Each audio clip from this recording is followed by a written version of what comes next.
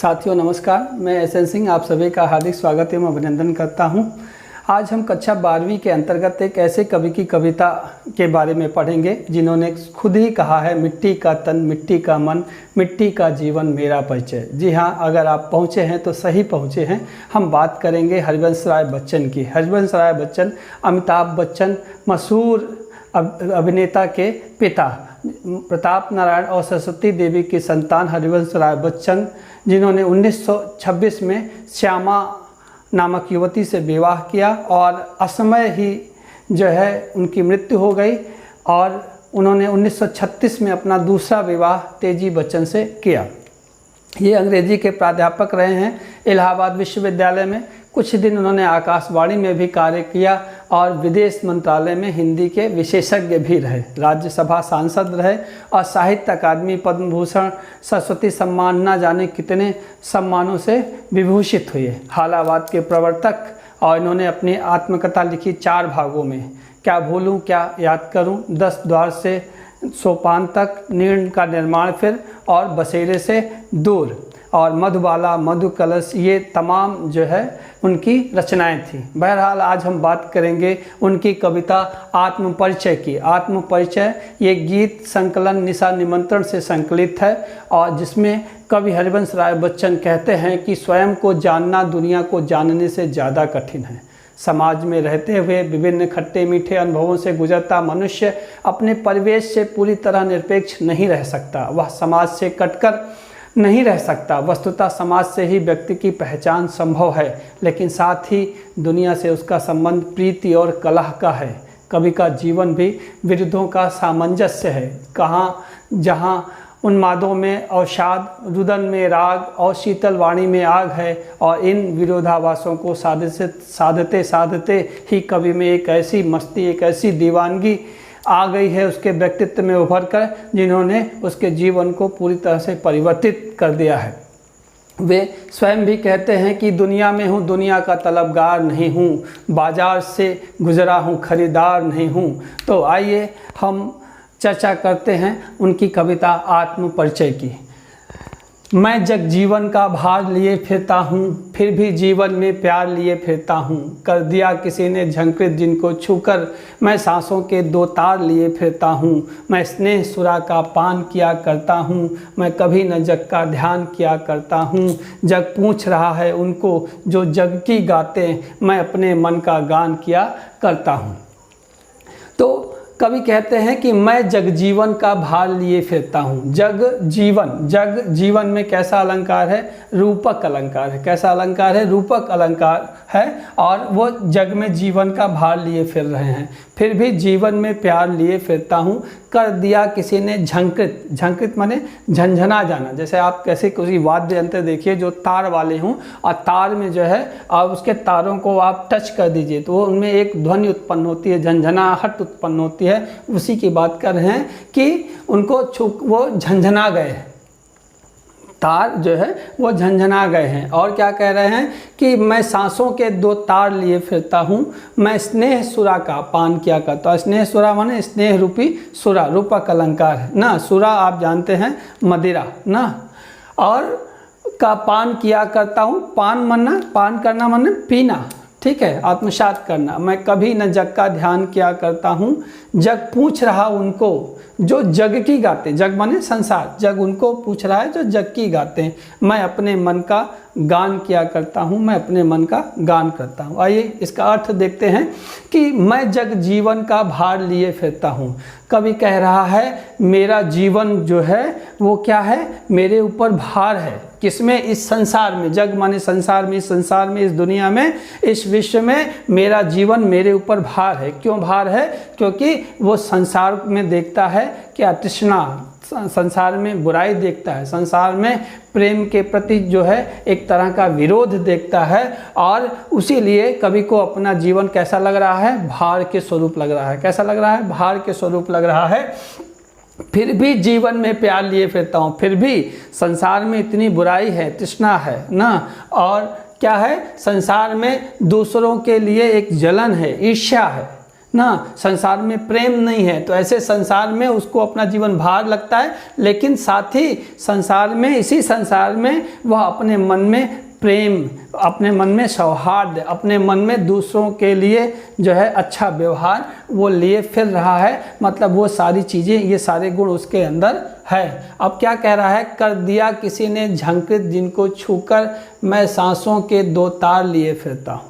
अब क्या कह रहे हैं कि उसके जो सांस रूपी तार हैं, जो धड़कन है, जो हृदय में दिल धड़कता है, ठीक है, उसके जो तार हैं उसको किसी ने छू दिया है तो वो झंझना गए हैं। मतलब उसके मन में, उसके दिल में, उसके हृदय में क्या है, प्रेम का भाव है। कैसा भाव है, प्रेम का भाव है। तो इसीलिए कहा कि किसी ने उसे झंकृत कर दिया है, उसके सांसों को, तार को छूकर, अर्थात उसके जीवन में प्रवेश करके, अर्थात उसके दुनिया में प्रवेश करके उसने क्या किया है, उसके मन रूपी, उसके हृदय रूपी जो तार हैं उनको छू करके झंकृत कर दिया है, उनमें प्रेम भर दिया है। और क्या कह रहा है कवि, मैं स्नेह सुरा का पान किया करता हूँ, और उसी प्रेम, उसी सद्भाव का वो पान कर रहा है, अर्थात उसे आत्मसात कर रहा है, उसी का भाव अपने अंदर समाहित किए हुए है। और क्या कह रहा है कि मैं कभी न जग का ध्यान किया करता हूँ, और मैं कभी भी संसार की परवाह नहीं करता हूँ, कभी भी संसार का ध्यान नहीं करता हूँ कि संसार हमारे बारे में क्या सोचेगा या संसार मुझे किस तरह से देखेगा, मुझे इस बात की चिंता नहीं है। अब आगे क्या कह रहा है, जग पूछ रहा उनको जो जग के गाते हैं। संसार किसको पूछता है, जो उसकी गाते हैं, उसका यशगान करते हैं। यानी कोई व्यक्ति किसी का यशगान करता है, उसकी बड़ाई करता है, उसकी प्रशंसा करता है, उसकी चाटुकारिता करता है, तो व्यक्ति क्या करते हैं, उसी को पूछते हैं, उसी जो उसकी चाटुकारिता कर रहा है, जो उसकी बड़ाई कर रहा है। और कभी क्या कह रहे हैं, संसार तो उन्हीं को पूछेगा, ठीक है, संसार के लोग उन्हीं को पूछेंगे जो उसकी चाटुकारिता करेंगे, जो उसकी प्रशंसा करेंगे। लेकिन मैं अपने मन का गान किया करता हूँ, और इन सबसे परे मैं केवल अपने मन के भावों में, अपने उद्गारों में, और अपने मन में जो मुझे प्रेम या सद्भाव है लोगों के प्रति, जो दूसरों के प्रति हमारे मन में भाव है, मैं उसी का गान किया करता हूँ। अर्थात तात्पर्य ये कि सबके प्रति मेरे मन में क्या है, प्रेम है, सद्भाव है, और सबके लिए मैं बढ़िया सोचता हूँ। तो ये इसका अर्थ है। इसका अगर हम भाव देखें तो कवि क्या कह रहा है कि जो संसार के स्वार्थी और तुच्छ लोग हैं उनकी उपेक्षा कर रहा है कवि। और क्या कर रहा है, कह रहा है कि सबसे सद्भाव रूपी प्रेम से व्यवहार करना है, सबके साथ अच्छा व्यवहार करना है। बढ़ते हैं अगले पद की ओर। मैं निज उर के उद्गार लिए फिरता हूँ। उर माने हृदय ना, उर माने हृदय। निज उर के उद्गार लिए फिरता हूँ, मैं निज उर के उपहार लिए फिरता हूँ। यह अपूर्ण संसार न मुझको भाता, मैं सपनों का संसार लिए फिरता हूँ। मैं जला हृदय में अग्नि दहा करता हूँ, सुख दुख दोनों में मग्न रहा करता हूँ। जग भव सागर तरने को नाव बनाए, मैं भव मौजों पर मस्त बहा करता हूँ ना। निज, निज माने अपने, उर माने हृदय, उद्गार माने जो हमारे मन का भाव है, ठीक है। लिए फिरता हूँ, फिरता माने घूमता हूँ। निज उर के उपहार, उपहार माने गिफ्ट, जिसको आप जानते हैं। और यह अपूर्ण संसार, संसार कैसा है, अपूर्ण है। अपूर्ण है मतलब वो पूरा नहीं है कवि की नज़र में। भाता माने अच्छा लगना। मैं सपनों का संसार लिए फिरता हूँ, और कवि कहता है कि उसका जो सपने का संसार है वो उसको लेकर के टहलता है। मैं जला हृदय में, कहाँ जलता है, हृदय में जलता हूँ। और क्या करता है, अग्नि दहा करता हूँ, अग्नि जलाया करता हूँ, आग जलाया करता हूँ। सुख दुख दोनों में मग्न रहा करता हूँ। सुख दुख, सुख और दुख कौन सा जो है समास होगा, सुख और दुख में द्वंद्व समास होता है। कैसा समास होता है, द्वंद्व समास। और सपनों का संसार, सपनों का संसार रूपक अलंकार है। और जग भव, भवसागर, भवसागर में भी कैसा अलंकार है, रूपक अलंकार है। तरने को नाव बनाए, मैं भव मौजों पर मस्त बहा करता हूँ। संसार क्या करता है, भवसागर यानी संसार रूपी सागर, रूपक अलंकार। तरने को क्या बनाता है, नाव बनाता है, उद्यम करता है। मैं भव मौजों पर मस्त बहा करता हूँ। आगे देखिएगा तो कवि क्या कह रहा है कि मैं निज उर के उद्गार लिए फिरता हूँ। अपने मेरे मन में जो उद्गार है, मेरे मन में जो भाव हैं, मैं अर्थात मेरे मन में जो प्रेम है, मेरे मन में जो सौहार्द है, मैं उसी को लिए फिरता हूँ। अर्थात मैं सबके साथ सौहार्द और प्रेम से पेश आता हूँ। मैं निज गुरु के उपहार लिए फिरता हूँ और मैं अपने हृदय की जो अच्छाइयाँ हैं इन्हीं को उपहार स्वरूप दूसरों को प्रदान करता हूँ। मतलब हमसे जो भी मिलता है मैं उससे अच्छे से पेश आता हूँ, उसके साथ सौहार्द पूर्वक पेश आता हूँ और सबके प्रति मेरे मन में प्रेम भाव है। यह अपूर्ण संसार न मुझको भाता। कभी कहता है ये अपूर्ण संसार मुझको अच्छा नहीं लगता। क्यों अपूर्ण है संसार? क्योंकि संसार में उसे लगता है कि प्रेम नहीं है। क्या नहीं है?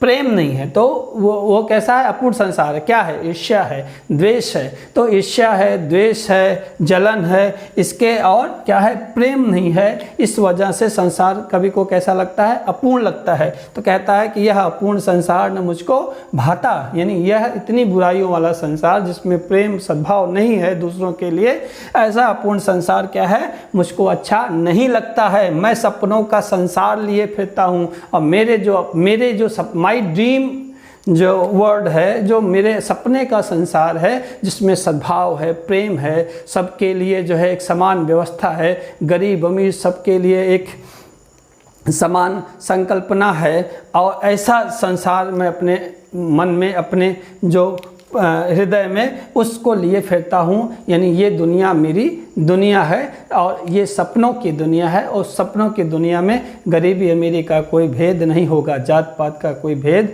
नहीं होगा, ऊंच नीच का कोई भेद नहीं होगा। हर इंसान, हर प्राणी क्या होगा? समान होगा ना। मैं सपनों का संसार लिए फिरता हूँ, मैं जला हृदय में अग्निदाह करता हूँ। लेकिन कभी क्या कहता है कि जब मैं संसार में क्या देखता हूँ? द्वेष, ईर्ष्या, पीड़ा देखता हूँ तो हृदय में क्या होता है? जलता हूँ, जलन होती है और अग्निदाह करता हूँ। और ऐसे लोगों के प्रति मेरे मन में एक आग जलती है, एक आग जलती है। किसके लिए? ऐसे लोगों के लिए जो संसार को कलुषित कर रहे हैं, जो मेरे सपनों के संसार को कलुषित कर रहे हैं, उनके लिए मेरे मन में क्या होती है? अग्नि जलती रहती है। सुख दुख दोनों में मग्न रहा करता हूँ और मैं ऐसा प्राणी हूँ कि मेरे लिए सुख दुख दोनों एक समान है। मैं दोनों में तटस्थ रहता हूँ, दोनों मेरे भाव में परिवर्तन नहीं कर पाते हैं। और जग भव सागर तरने को नाव बनाए। जग संसार क्या करता है? भव सागर को, संसार रूपी सागर को पार करने के लिए नाव बनाता है। मतलब इस संसार में अपना जीवन व्यतीत करने के लिए वो तमाम उद्यम करता है, चीज़ें एकत्रित करता है और सारी सुविधाएं इकट्ठा करता है ना। और मैं भव मौजों पर मस्त बहा करता हूँ, अर्थात परिस्थितियाँ मुझे जैसे भी रखें, सिचुएशन मुझे जैसे भी रखे, मैं उसी मस्ती में रहता हूँ, उसी के हिसाब से अपने आप को एडजस्ट कर लेता हूँ। तो ऐसी भव मौजों पर मैं मस्त क्या करता हूँ? बहता रहता हूँ। ठीक है, आगे देखिए। इसका मतलब क्या है कि संसार में किसको सबसे ज़्यादा कभी मानता है? सबसे ज़्यादा मानता है प्रेम को, सबसे ज़्यादा मानता है प्रेम को। और प्रेम में जो अपने मस्त रहने की प्रवृत्ति है उसके बारे में कभी, इसके बारे में इस पैराग्राफ में आपको बता रहा है। आगे बढ़ते हैं। मैं यौवन का उन्माद लिए फिरता हूँ, उन्मादों में अवसाद लिए फिरता हूँ, जो मुझको बाहर हंसा रुलाती भीतर। मैं हाय किसी की याद लिए फिरता हूँ, कर यत्न मिटे सब सत्य किसी ने जाना। नादान वही है हाय जहाँ पर दाना, फिर मूल न क्या जग को जो इस पर भी सीखे। मैं सीख रहा हूँ सीखा ज्ञान बुलाना। यौवन, यौवन जानते हैं युवावस्था। उन्माद, उन्माद माने एक तरह का पागलपन, एक तरह की कह सकते हैं कि सनक भी बोल सकते हैं उसको, कि जब किसी चीज़, कोई चीज़ एक आपके मन में आ जाए और दिन रात आपको उसी का ध्यान हो, तो उसे हम कहेंगे कि उन्माद। उन्मादों में अवसाद, उन्मादों में भी क्या? अवसाद, अवसाद माने दुख, अवसाद माने क्या है? दुख लिए फिर रहा हूँ, कभी ऐसा कह रहा है। जो मुझको बाहर हंसाती है लेकिन भीतर से क्या करती है? रुलाती है।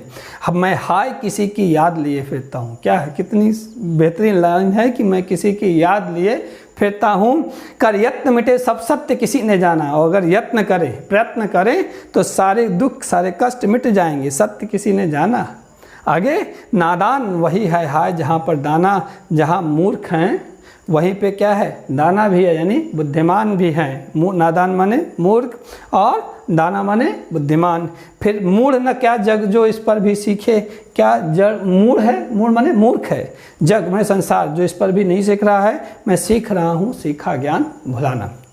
आइए देखें। ठीक है, मैं हाय किसी की याद लिए फिरता हूँ ना। ये क्या है? इसमें विप्सा अलंकार है ना, और इसी में है सब सत्य, सा की आवृत्त है तो अनुप्रास अलंकार है, ठीक है। और यहाँ जहाँ जहाँ प्रश्नवाचक चिन्ह है वहाँ पे क्या है, प्रश्नालंकार है, ठीक है। आगे देखता हूँ, देखते हैं कि मैं यौवन का उन्माद लिए फिरता हूँ। कभी क्या कहता है कि मेरे मन में जो युवा अवस्था का उन्माद है, युवा अवस्था का जो आवेग है, मैं उसको लेकर के फिर रहा हूँ। तो युवा अवस्था में क्या होता है, युवा अवस्था में सबको बदल देने की मन में तीव्र इच्छा होती है, एक प्रेम होता है, सबके लिए प्रेम होता है, सबके भलाई करने का एक जज्बा होता है। तो वही यौवन का उन्माद कवि के मन में भी है। और क्या है, उन्मादों में अवसाद लिए फिरता हूँ, लेकिन इसी उन्माद में, इसी पागलपन में क्या है, दुख भी है उसके हृदय में। दुख भी क्या है, हमने आपको बताया शुरुआत में ही कि 26 में श्यामा से विवाह हुआ और 36 में उसका दूसरा विवाह हुआ। बीच में क्या हुआ,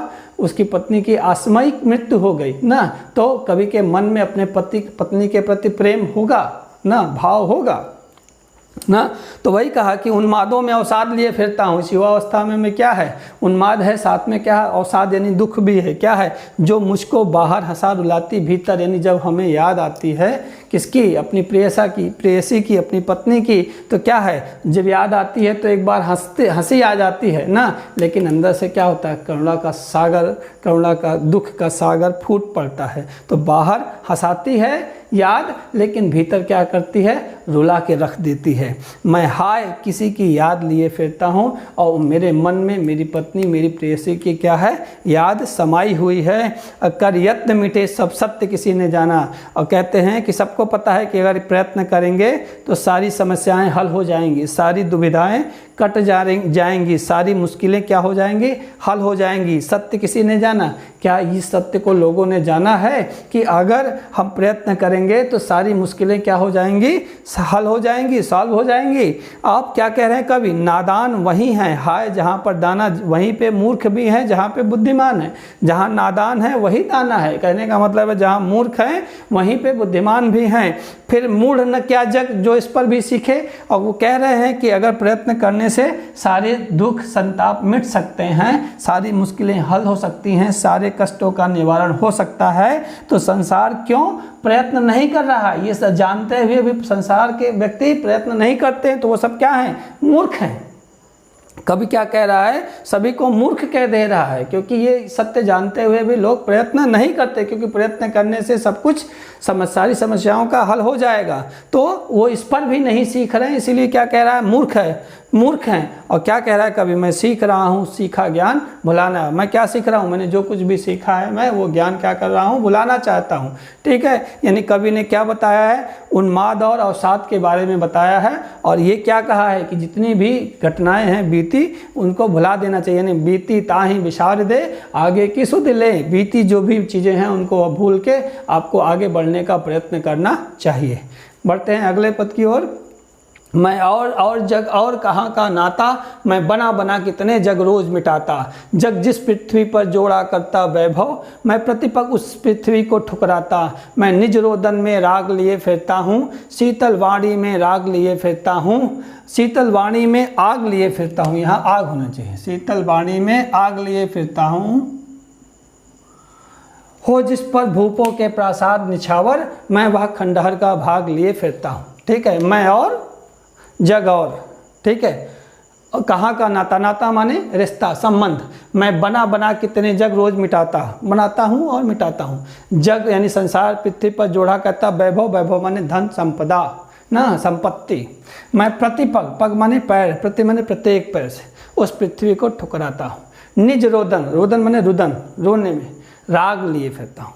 शीतल वाणी में आग, जिस पर भूपों माने राजाओं के, प्रसाद माने महल, निछावर यानी न्यौछावर क्या हो जाए, उनको लुटा दे, उस पर निछावर करना, लुटाना। मैं वह खंडहर का भाग लिए फिरता हूँ। खंडहर यानी उस जो है भवन के अवशेष जहाँ पे अब कोई नहीं रहता, सिर्फ और सिर्फ खंडहर बचा हुआ है। देखते हैं अर्थ। मैं और जग और कहाँ, बना माने ये पुनरुक्ति प्रकाश अलंकार है। प्रतिपग में क्या है, ये कौन सा, अनुप्रास अलंकार है, ठीक है। तो ये सारी चीज़ें आप देखते चलिए। तो मैं और जग और कहाँ का नाता, क्या कह रहा है कभी कि मैं और हूँ, मैं दूसरा हूँ, मेरे मन में प्रेम भाव है, सौहार्द है, लोगों के लिए जो है समरसता है।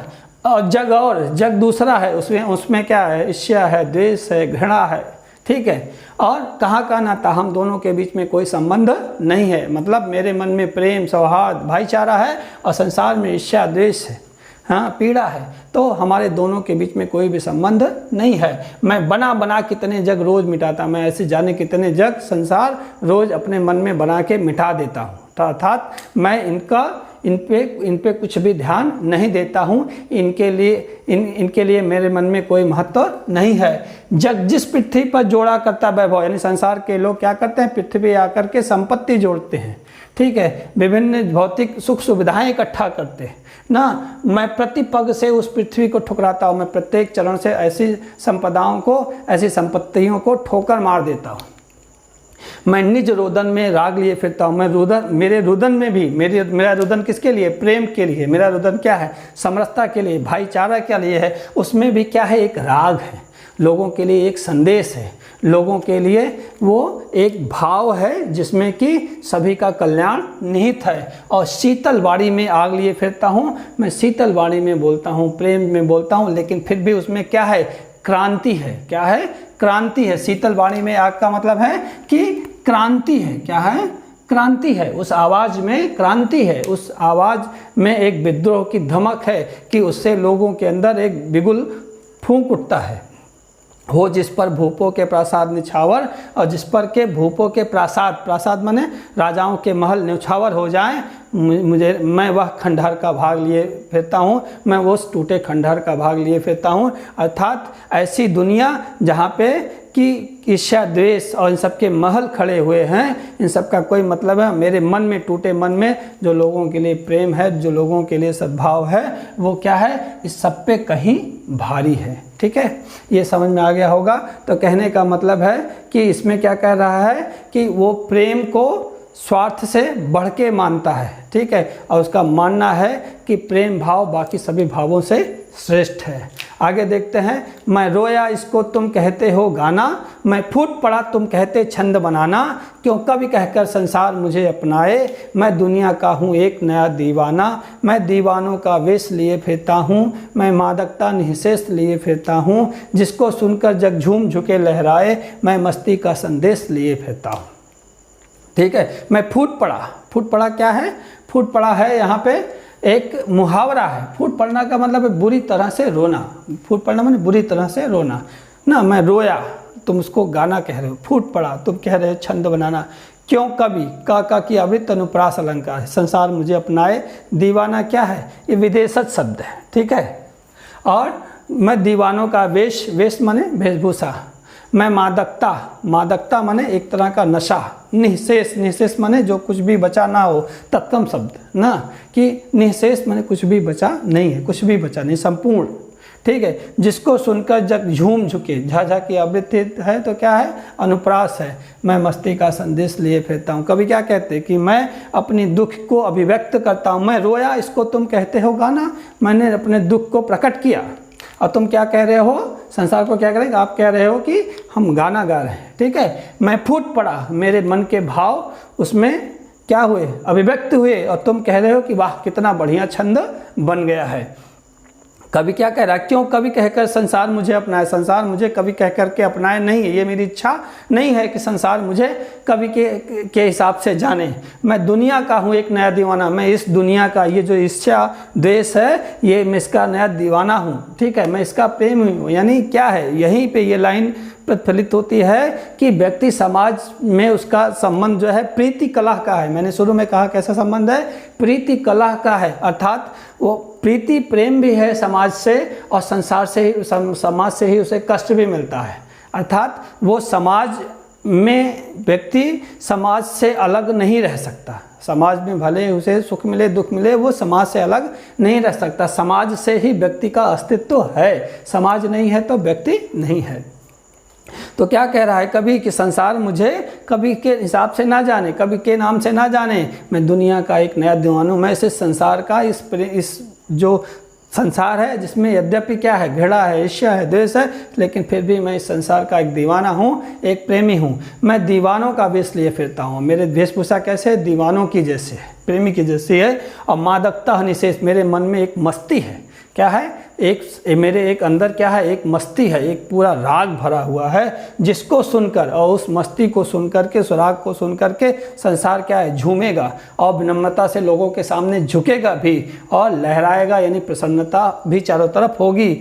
मैं मस्ती का ऐसा संदेश लेकर के फिरता हूँ जो कि सभी व्यक्तियों के मन में सौहार्द और प्रेम भर देगा, कवि का ऐसा मानना है। तो ये हमने आपको बता दिया, इसका शब्द अर्थ भी और व्याख्या भी। एक काव्य सौंदर्य है, मैंने जगह जगह पे आपको ये बता दिया कि ये अलंकार है और ये शब्द हैं ना, ये क्या बोलते हैं, मुहावरा है। लेकिन काव्य सौंदर्य में कुछ कॉमन तत्व हैं जो लिखने के लिए आता है, तो वो देख लीजिए कि पूरी कविता कैसी है, साहित्यिक खड़ी बोली की है। कैसी है, साहित्यिक खड़ी बोली की पूरी कविता है। और ये क्या है, सहज है, सरल है और क्या है, प्रवाहमय है। क्या है, एक प्रवाह है, कविता में क्या है, एक प्रवाह है। तो आपको ये लाइन जब भी आप इसका काव्य सौंदर्य लिखेंगे तो ये लिखेंगे साहित्यिक खड़ी बोली की कविता है, तत्सम शब्दों का प्रयोग है, तत्सम शब्दों का प्रयोग है, मुहावरों का भी प्रयोग है, ठीक है, रस छंद अलंकार भी है। और कविता क्या है, सहज है, सरस है, प्रवाहमयी है। और क्या है, मुक्त छंद की कविता है जिसमें एक लयबद्धता है। कैसी है, मुक्त छंद की एक कविता है जिसमें क्या है, एक लय है, एक लयबद्धता है। और कैसी है, आत्मकथात्मक शैली, अपने बारे में कही गई है। तो कैसी शैली है, आत्मकथात्मक शैली है। और संवेदन सिक्त है, मतलब संवेदना से युक्त है। और कैसी है, गेय है, मतलब इसे गाया जा सकता है। और ये क्या है, अत्यंत मुखर रचना है, अत्यंत क्या है, मुखर रचना है। तो आपको अगर कहीं भी डाउट हो तो एक बार फिर से देख लीजिए और जैसा भी आपको लगे ये आप मुझे कमेंट कीजिए। और मुझे लगता है कि आपको ये समझ में आ गया होगा और हम जो है अगले वीडियो में इसका प्रश्नोत्तर लेके आएंगे या एक नई कविता लेकर के आएंगे। और जैसा भी लगे मुझे सूचित कीजिए। और अगर आपको अच्छी लगे तो आप लोगों के साथ शेयर भी कीजिए, लाइक भी कीजिए। मिलते हैं अगले वीडियो में। नमस्कार।